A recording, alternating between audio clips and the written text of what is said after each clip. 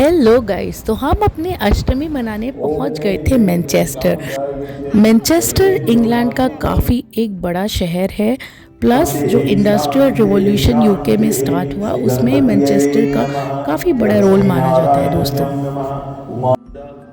महादि गणपति दुलाल जी थोड़ा कम रखेंगे, थोड़ा एक और है। हरि ओम ह्रीं यहाँ श्रीं पे जो ये सो। पूजा हो रही थी, ये जैन कम्युनिटी सेंटर में हो रही थी एंड ये बहुत वेल मैनेज्ड और पूजा भी काफ़ी अच्छे से हो रही थी। एंड हमने सोचा था हम काफ़ी टाइम यहाँ स्पेंड करेंगे, बट हमारे पास एक ही दिन था, इसलिए हम लोग ने थोड़ा टाइम यहाँ पे स्पेंड किया और फिर हम निकल गए अपने सेकेंड पूजा पंडाल में मैनचेस्टर में।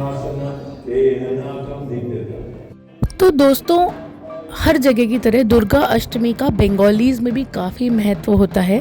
ये दिन होता है जबकि हम अपने परिवार की खुशहाली के लिए प्रे करते हैं, बच्चों के लिए प्रसाद चढ़ाते हैं या जो भी आपकी मनोकामना हो उसके लिए आप प्रसाद चढ़ाते हैं। इवन हम अपने गोत्र का नाम भी लिख के चढ़ाते हैं, है ना। पूजा नाम से पूजा दी जाती है आज के दिन।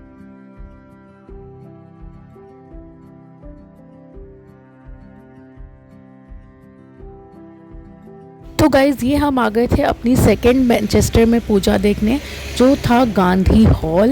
एंड प्लीज़ इसको लास्ट तक ज़रूर देखिएगा, ये वाली पूजा भी बहुत सुंदर पूजा है।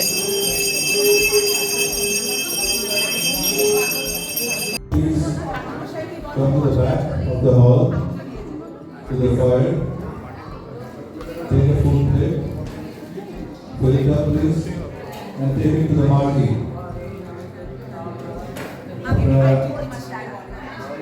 आशा से प्रेजेंट करेंगे खाट खेली। एंड ये स्टार्ट हो गई थी आरती, स्पेशल आरती अष्टमी की।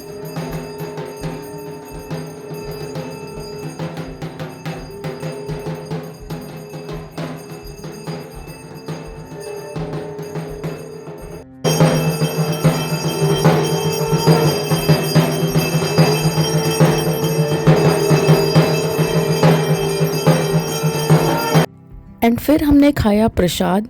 तो गई प्रसाद में होती खिचड़ी ही है, बट वो खिचड़ी का टेस्ट ना, जस्ट बिकॉज वो प्रसाद होता है या भोग होता है, वो खिचड़ी का टेस्ट बहुत ही अच्छा होता है। मेरी बेटी ने भी बहुत इन्जॉय किया प्रसाद को।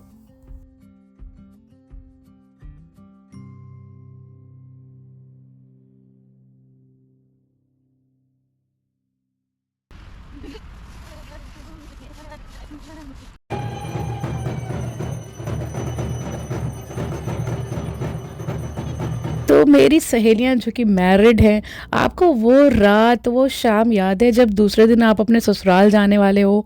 मतलब वो जो शाम और रात आपके मायके में होती है, वो जो फीलिंग होती है ना, वो मतलब मैं एक्सप्लेन नहीं कर सकती। सुख भी होता है उसमें कि आप अपने घर जाओगे, इतने दिन से काम पेंडिंग है वो आपको करने हैं, और एक बिछड़ने का मन में दुख भी होता है कि आप पता नहीं अपने पेरेंट्स से, अपने भाई बहनों से आपको कब मिलने को मिलेगा। तो दोस्तों, मेरे और मेरे परिवार की तरफ से आप सबको नवमी की बहुत बहुत शुभकामनाएं।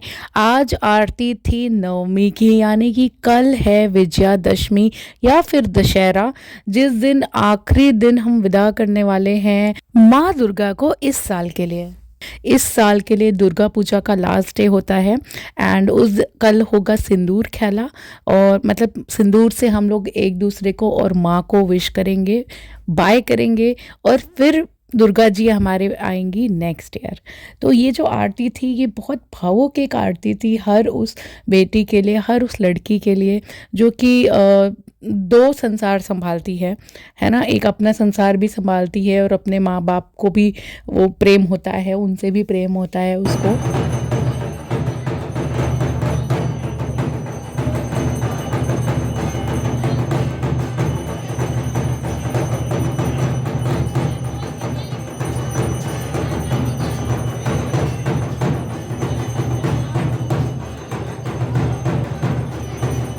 लेडीज़ भी यहाँ पे धुनुची आरती कर रही थी। धुनुची आरती का मैंने आपको लास्ट वीडियो में भी बताया था कि धुनुची आरती क्यों इम्पॉर्टेंट होती है दुर्गा पूजा में। इसको बहुत ही शुद्ध और पवित्र आरती माना जाता है धुनुची आरती को। एंड यहाँ पे सारे लेडीज़ मिल के दुर्गा जी को नवमी के दिन यानी कि आखिरी शाम के दिन सब दिल की बातें बोल रहे हैं, भगवान को जो भी विश है मांग रहे हैं। तो गाइस आइए आज बात करते हैं कि क्यों होती हैं दुर्गा जी की 10 भुजाएं। तो दुर्गा जी की 10 भुजाओं का अर्थ ये था कि हर एक भुजा में अलग अलग तरह के वेपन्स से थे जिससे उन्होंने बचाया था अपने डिवोटीज़ को, यानी कि महिषासुर के अटैक से उन्होंने बचाया था ये सारे वेपन्स को यूज़ करके। बट आजकल के वर्ल्ड में इन 10 भुजाओं का अलग सिग्निफिकेंस है। मैं आपको एक छोटा सा किस्सा सुनाती हूँ। कल मेरी बेटी स्कूल के लिए तैयार हो रही थी, बहुत धीरे धीरे, शायद उसको हो जाता लेट। मैंने उसको बोला बेटा मल्टीटास्किंग करो। बोलती है मम्मी मेरे 2 ही हाथ हैं, मैं मल्टीटास्किंग कैसे करूँ। तो मैंने फिर उसको आज जब पूजा में आई मैंने उसको भगवान की तरफ इशारा करके समझाया भगवान से बड़ा कोई नहीं होता। अगर भगवान ने वो चीज़ अडेप्ट करी है ना, अडेप्ट करी, सीखा उस चीज़ को, तो हम क्यों नहीं सीख सकते। तो फिर शायद उसको इस बात से कुछ लगा होगा कि मल्टीटास्किंग कितनी इम्पॉर्टेंट है हमारी लाइफ में।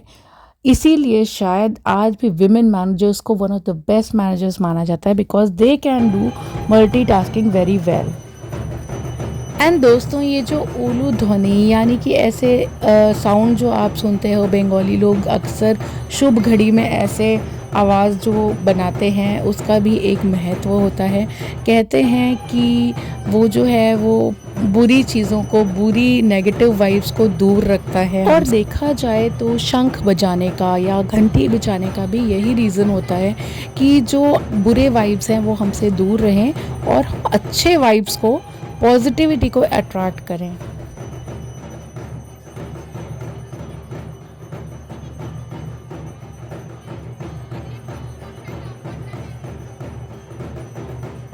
इवन दोस्तों एक बहुत अच्छे थाई रेस्टोरेंट में भी मैं अपने जब बर्थडे में गई थी तो मेरे बर्थडे के दिन उन्होंने बर्थडे सॉन्ग के साथ में वो ऐसा ही साउंड निकाल रहे थे, उलू ध्वनि टाइप का, जैसे बंगालीज निकालते हैं। तो मुझे ऐसा लगा कि उनके यहाँ भी शायद ऐसा साउंड निकालने को शुभ माना जाता है। सो गाइज़ हम इंडियंस की ब्यूटी ही यही है, हमारे यहाँ बहुत सारे धर्म, कास्ट सब कुछ हैं। तो हम साथ में तभी खुश रह सकते हैं जब हम सबके कल्चर्स, सबकी जो कम्युनिटीज़ हैं उनको रिस्पेक्ट करके चलें। बस यही एक मैसेज आज मैं नवमी के दिन आप सबको देना चाहती हूँ।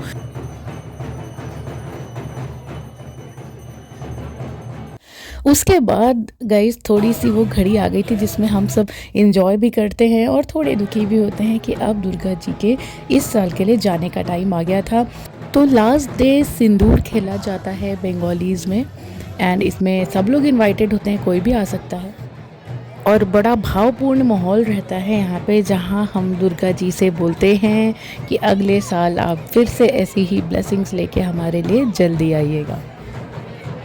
फिर से मिलूंगी आपसे नए व्लॉग में, तब तक के लिए bye bye, take care, enjoy.